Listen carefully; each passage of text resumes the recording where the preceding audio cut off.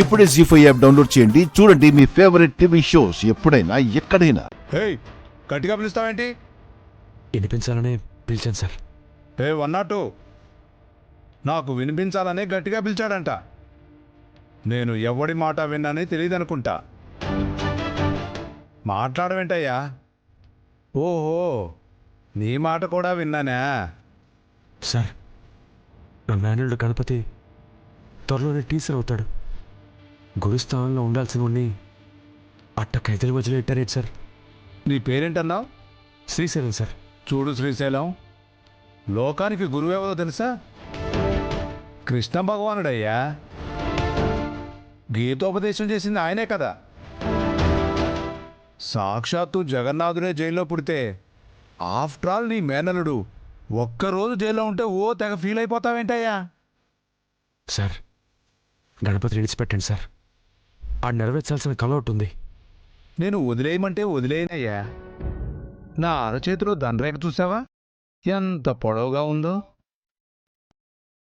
కానీ అనుకున్నంత డబ్బు చేతిలో లేదయ్యా. ఏం చేయాలో చెప్పండి సార్, చేస్తాను.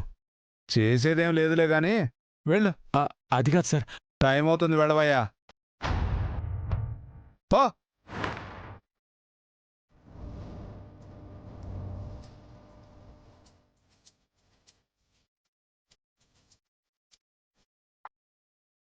తినండి. ఏంటిది? భోజనం అండి. నా ఆకలి తీర్చడానికి నువ్వు భోజనం తీసుకురాకపోయినా పర్లేదు విద్య. నేను చదువుకోవడానికి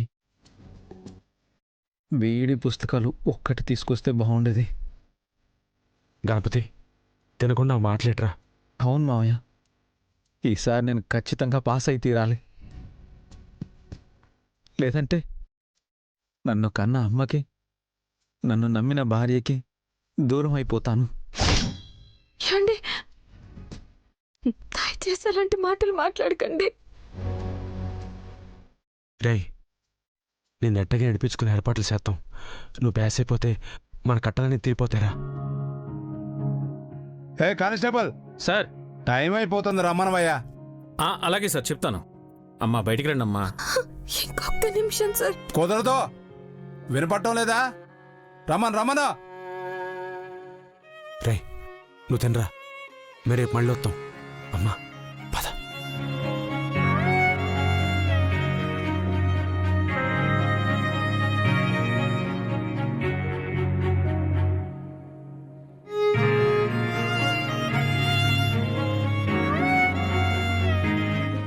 మీకు ఈ విషయం తెలియదమ్మా, మీ ఆయన ఏదో పరీక్షలు రాస్తున్నాడంట కదా, అవి పూర్తయ్యేంత వరకు వదిలిపెట్టకూడదని మా సార్ డీలింగ్ చేసుకున్నాడు.